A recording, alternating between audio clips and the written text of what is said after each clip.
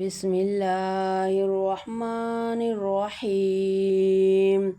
تبارك الذي بيده الملك وهو على كل شيء قدير، الذي خلق الموت والحياة ليبلوكم أيكم أحسن عملا، وهو العزيز الغفور الذي خلق 7 سماوات طباقا، ما ترى في خلق الرحمن من تفاوت، فارجع البصر هل ترى من فتور، ثم ارجع البصر كرتين ينقلب إليك البصر خاسئا وهو حسير.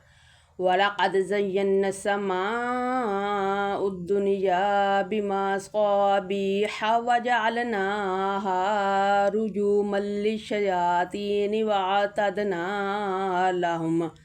وأعتدنا لهم عذاب السعير.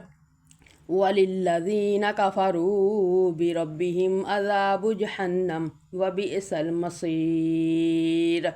إذا ألقوا فيها سمعوا لها شهيقا وهي تفور، تكاد تميز من الغيظ، كلما ألقي فيها فوج سألهم خزنتها ألم يأتكم نذير، قالوا بلى قد جاءنا نذير فكذبنا وقلنا ما نزل الله من شيء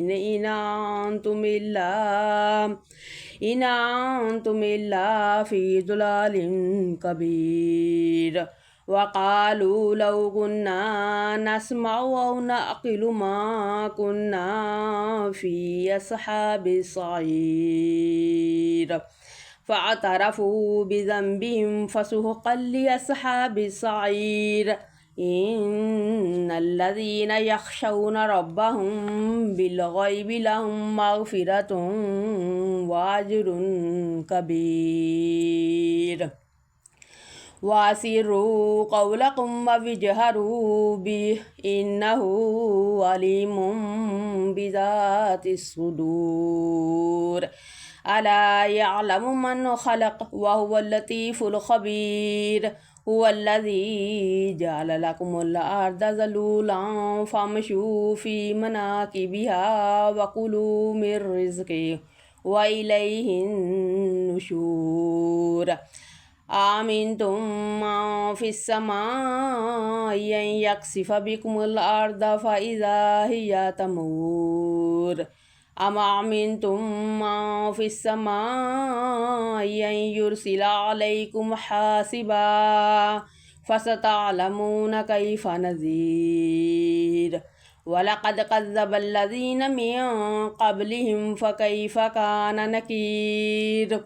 أولم يروا إلى الطير فوقهم صافات ويقبضن ما يمسكهن إلا الرحمن إنه بكل شيء بصير. أمن هذا الذي هو جند لكم ينصركم من دون الرحمن إن الكافرون إلا في غرور. أمن هذا الذي يرزقكم من أمسك رزقه بل لجوا في عتو ونفور. أفمن يمشي مكبا على وجهه أهدى أمن يمشي سويا على صراط مستقيم. قل هو الذي أنشأكم وجعل لكم السمع والأبصار والأفئدة قليلا ما تشكرون. قل هو الذي زرعكم في الأرض وإليه تحشرون.